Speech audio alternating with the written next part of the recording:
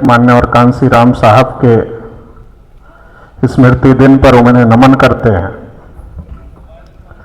बहुजन मुक्ति पार्टी का दूसरा राष्ट्रीय अधिवेशन आज दिल्ली के तालकटोरा स्टेडियम में सफलतापूर्वक चल रहा है और इसमें आप लोग इतनी बड़ी संख्या में यहां इकट्ठा हुए हैं, इसके लिए आप सभी लोगों को भी बधाई देते हैं, आभार व्यक्त करते हैं।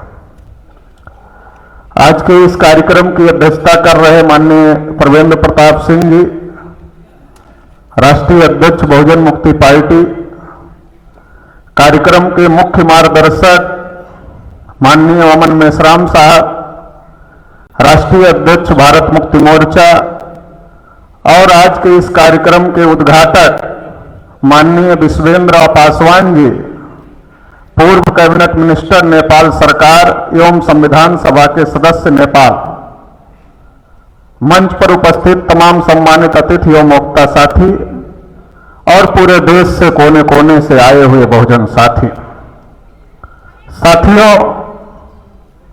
कई प्रकार के विषय चर्चा के लिए रखे गए और एक लंबे समय से देश में बहुजन मूवमेंट, देश में एससी, एसटी, ओबीसी और माइनॉरिटी को उनके हक अधिकार देने के लिए लगातार संघर्ष कर रहा है। आज इस अधिवेशन में हम लोग बात कर रहे हैं कि हमारे ऊपर क्रीमी लेयर थोपा जा रहा है, कैटेगराइजेशन किया जा रहा है और तमाम प्रकार के षड्यंत्र हम लोगों के खिलाफ किए जा रहे हैं। 16 नवंबर 92 को जब मंडल कमीशन का फैसला आया तो 52% ओबीसी को 27% आरक्षण दिया गया और 27% आरक्षण में क्रीमी लेयर लागू कर दिया गया और ओबीसी के लोगों पर जो क्रीमी लेयर लागू किया गया उसका इतना बड़ा नुकसान ओबीसी के लोगों को हुआ कि रिजर्वेशन तो 27% दिया गया मगर लागू 6-7% भी नहीं हुआ। इसलिए मैं क्रीमी लेयर के बारे में बोलते हुए बार बार कहता हूं कि क्रीमी लेयर का मतलब यह है कि जिसके पास दांत है उसको चना नहीं मिलेगा और जिसके पास दांत नहीं है उसको चना दिखाया जाएगा क्योंकि वो चना खा नहीं सकता है। तो ये बहुत बड़ी साजिश देश में चल रही है। जो लोग पहले कहते थे कि हमारे पास मेरिट नहीं, एससी, एसटी, ओबीसी के लोगों के पास मेरिट नहीं है, आज अगर आप तमाम कट ऑफ देखो, तमाम भर्तियों के कट ऑफ देखो तो आपको दिखाई देगा कि एससी, एसटी, ओबीसी की मेरिट जनरल की मेरिट से ज्यादा है और ये जब दिखाई देने लगा तो उनको समझ में आने लगा कि मेरिट इनके पास है, लेकिन फिर भी इनको रोकना है। मेरिट है, अब परीक्षा ईमानदारी से होगी।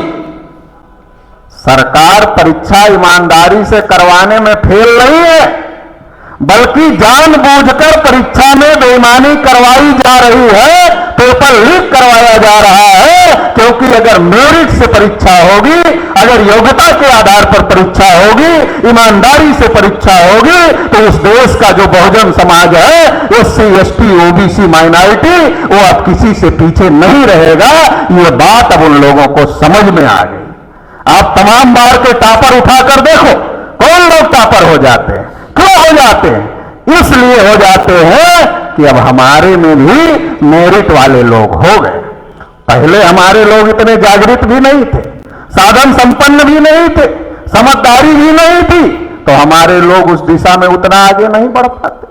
लेकिन एक लंबे समय से जो चेतना चलाई गई, जागृति पैदा की गई, उसका नतीजा ये हुआ कि समाज में एक वर्ग उभर कर सामने आया जो आज बहुत ज्यादा चैतन्य है और वो मेरिट का मुकाबला मेरिट से करने के लिए तैयार हो गया। और जब हम मेरिट का मुकाबला मेरिट से करने के लिए तैयार हो गए तो इन लोगों ने दोहरी एजुकेशन की व्यवस्था लागू कर दी है। एक तरफ प्राइमरी सरकारी एजुकेशन है, दूसरी तरफ गवर्नमेंट की एजुकेशन है। सरकारी एजुकेशन में बच्चा जाता है, खिचड़ी खाता है, घर चला आता है, पढ़ाई के नाम पर केवल खिचड़ी की बात हो रही है, ड्रेस की बात हो रही है, वजीफे की बात हो रही है, पढ़ाई की बात नहीं हो रही।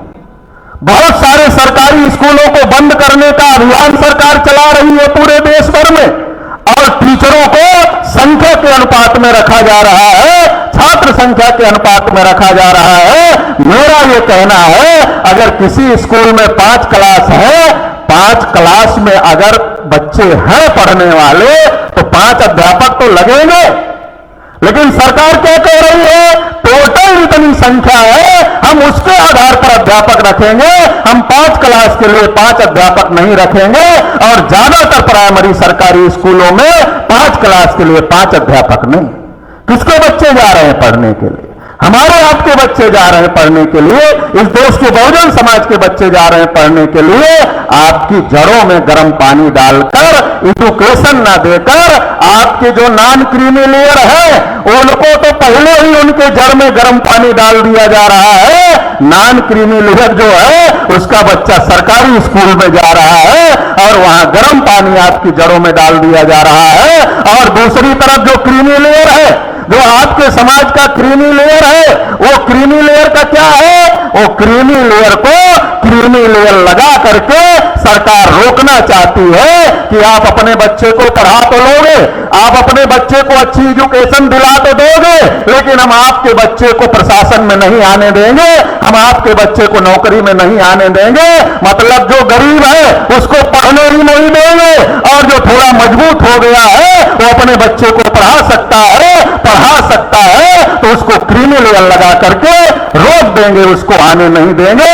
संविधान सभा में जब बात चल रही थी तो क्रीमी लेयर का विरोध किया गया था, और क्रीमी लेयर SC/ST के आरक्षण पर लागू नहीं किया गया था।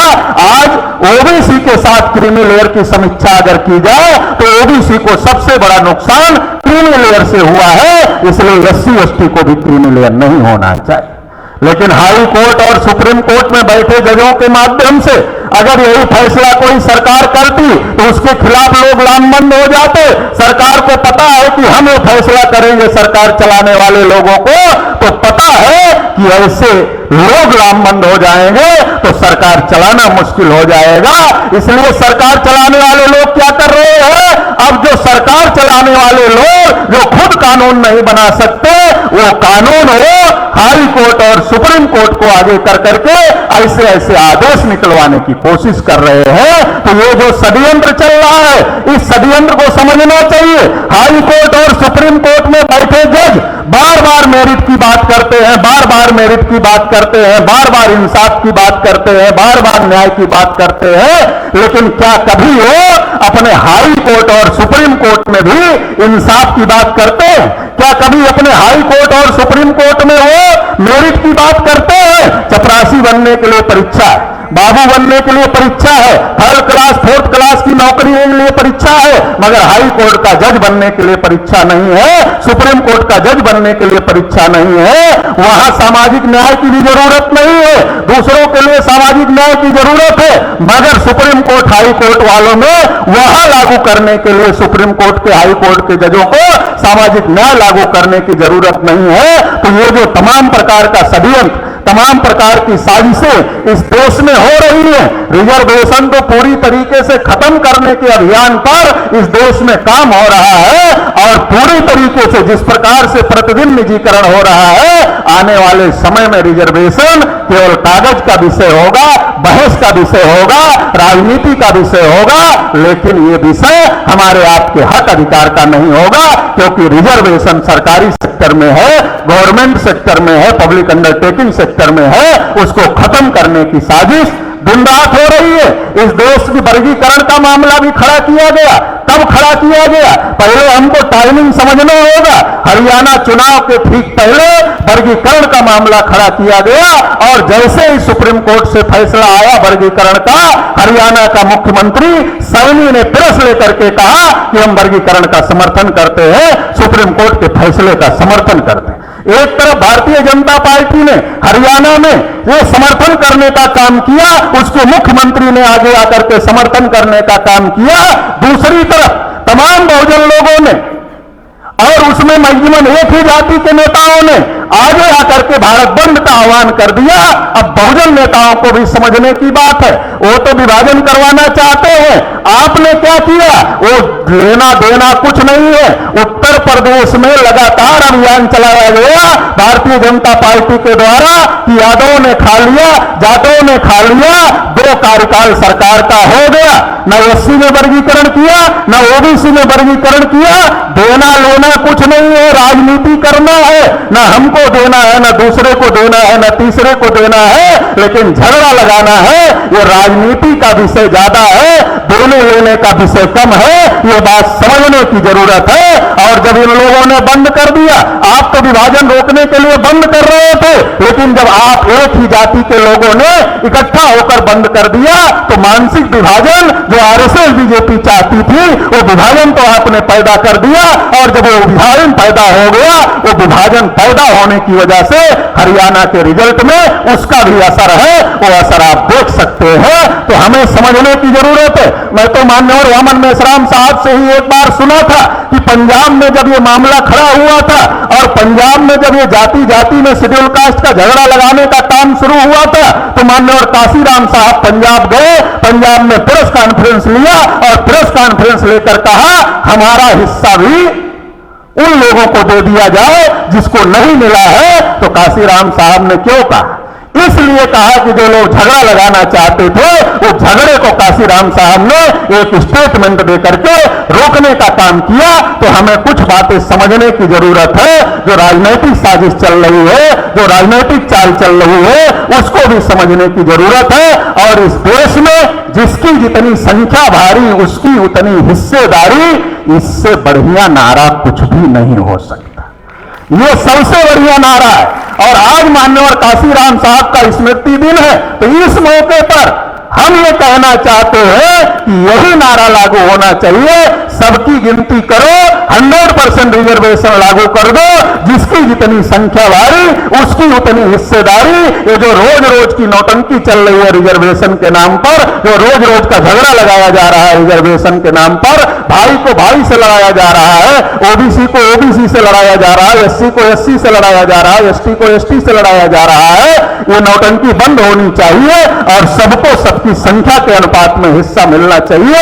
ये एक बार लागू कर दो और सब मिलकर देश का विकास करें। अगर इस तरीके का बात हो जाए तो इससे बढ़िया बात कोई नहीं हो सकती। तो आज माननीय काशीराम साहब के स्मृति दिवस के अवसर पर हम लोगों को ये संकल्प लेना होगा, क्योंकि जब हम विरोध करते हैं, समर्थन करते हैं, तो लोगों के दिमाग में सवाल खड़ा हो जाता है, अरे ये तो विरोध कर रहा है, हमको देना चाहते तो देने नहीं दे रहा है। अरे देना लेना उनको कुछ नहीं है भाई, उनको देना लेना नहीं है, उनको राजनीति करना है।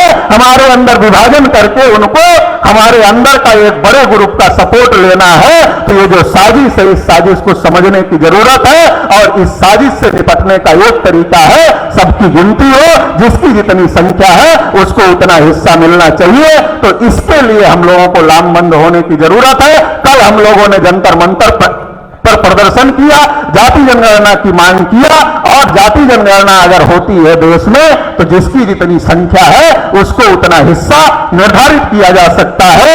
बिहार में जाति जनगणना हुई थी, जाति सर्वे हुआ था, रिजर्वेशन भी बढ़ाया गया, लेकिन वो रिजर्वेशन हाई कोर्ट के माध्यम से रोक दिया गया, सुप्रीम कोर्ट के माध्यम से उसको स्टे कर दिया गया। तो एक तरफ रिजर्वेशन बढ़ा करके प्रसिद्धि लेने का, वोट लेने का, और फिर हाई कोर्ट और सुप्रीम कोर्ट के द्वारा उसको रोक देने का, वो भी एक साजिश चल रही है। तो इसलिए हम ये भी कहते हैं, ये जो रिजर्वेशन है ये इसको एक बार गिनती करो, जिसकी जितनी संख्या उतना लागू करो और इसको संविधान की 9वीं अनुसूची में डालो, न्यायिक हस्तक्षेप से मुक्त करो। ये रोज रोज देने का, फिर हाई कोर्ट सुप्रीम कोर्ट से रोकने का, ये नौटंकी देश में बंद होना चाहिए।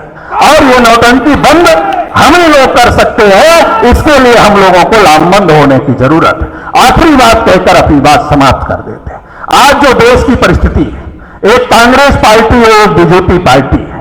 कांग्रेस पार्टी चाहती है हम जाएं तो बीजेपी आए, बीजेपी पार्टी चाहती है कि वो जाए तो हम आए। तो ये जो देश में स्थिति चल रही है, ये दोनों आपस में ही नोरा कुश्ती कर रहे हैं और हम लोग भूल जाते हैं, क्योंकि हम लोग भुलक्कड़ लोग हैं। 2014 में कांग्रेस पार्टी के खिलाफ लोग कितना बोल रहे थे, लोग कितना परेशान थे, और मोदी जी आ गए तो कह दिए अच्छे दिन लाएंगे, 15-15 लाख रुपया खाते में डालेंगे, किसानों की इनकम 2 गुना कर देंगे, काला धन वापस ले आएंगे। जितना कहा था उसमें से कुछ भी किया? कुछ भी नहीं किया। और कुछ भी नहीं किया तो तीसरा कार्यकाल चल रहा है। तीसरा कार्यकाल चल रहा है तो कुछ लोग समझ गए। तो जब कुछ लोग समझ गए तो उन्होंने क्या कहा? नहीं, ये अच्छे दिन ठीक नहीं है, वो बुरे दिन ही ठीक थे। मतलब इसके बाद फिर उसको लाना, उसके बाद फिर इसको लाना, दोनों में म्यूचुअल अंडरस्टैंडिंग है। जब कांग्रेस पार्टी की सरकार रहती है तो हम लोग उसके खिलाफ चिल्लाते हैं। क्यों चिल्लाते हैं? क्योंकि वो हमें 10 जूता मारती है। जब हमें 10 जूता मारती है तो हम चिल्लाते हैं कांग्रेस खराब है, खराब है, खराब है, खराब है। तो बीजेपी वाले हमारे गली मोहल्ले में आते, अरे हम तो ठीक है, कांग्रेस तो खराब ही है। तो हमारा आदमी सोचता, अच्छा ये कांग्रेस खराब है, बीजेपी ठीक है, इसको ले आओ। तो बीजेपी को ले आता। और जब बीजेपी आ जाती है तो कांग्रेस वाले बीजेपी वालों के कान में जाकर बोलते हैं, ज्यादा गुमान में मत रहे ना कि तुम अपनी योग्यता की वजह से आ गए हो। अरे अगर हम इनको 10 जूता नहीं मारते तो ये तुम्हें लाने वाले नहीं थे।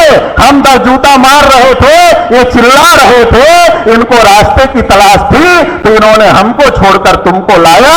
तो तुम एक बात का ध्यान रखना कि हम 10 मार रहे थे, अब ये हमको हटाकर तुमको ले आए हैं, तो 10 का 8 मत करना, 5 जूता बढ़ा देना। अगर 8 कर दोगे तो हम कैसे होंगे? 8 मत करना।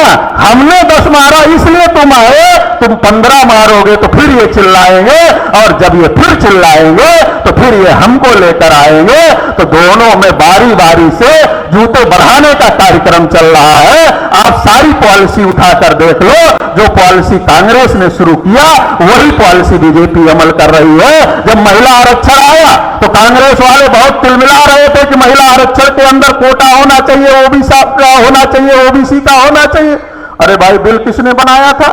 जब तुम्हारी सरकार थी, जब शरद यादव, लालू यादव और तमाम नेता ये कह रहे थे कि महिला आरक्षण कोटे के अंदर कोटा होना चाहिए, SC ST OBC का।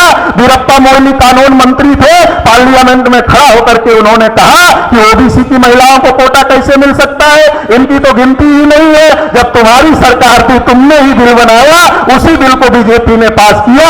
अब तुम कह रहे हो होना चाहिए। तो ये जो साजिश चल रही, जाति जनगणना हो या ओबीसी का क्रीमिलेयर हो या ओबीसी का आरक्षण हो या बार बार SC ST OBC के आरक्षण की बात हो, उसके साथ खिलवाड़ करने की बात हो, ये दोनों पार्टियों का इतिहास है। दोनों बारी बारी से जूता मारने का काम कर रही है।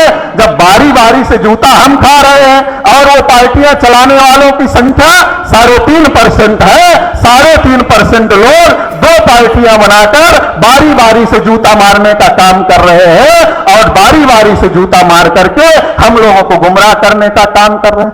एक जानती है कि आरक्षण के मुद्दे पर बात होगी तो हमारे पास लोग नहीं आएंगे, जाति जनगणना के मुद्दे पर बात होगी तो हमारे पास लोग नहीं आएंगे। तो वो किस मुद्दे पर बात करती है? वो इस मुद्दे पर बात करती है, भारत पाकिस्तान, भारत चीन, आतंकवाद, 3 तलाक और काशी मथुरा, वो इस पर बात करती है। क्योंकि वो जानती इस पर नहीं है, क्योंकि जो मोदी ने कहा था 14 में वो तो कुछ किया नहीं। तो लोग कैसे आएंगे? बहुजनों के मुद्दे उठाएंगे तो उनके पास लोग जाने वाले नहीं है। इसलिए वो आतंकवाद का, पाकिस्तान का, भारत पाकिस्तान का, 3 तलाक का, हिंदू मुस्लिम के मुद्दों पर बात करते। और दूसरी क्या करती है?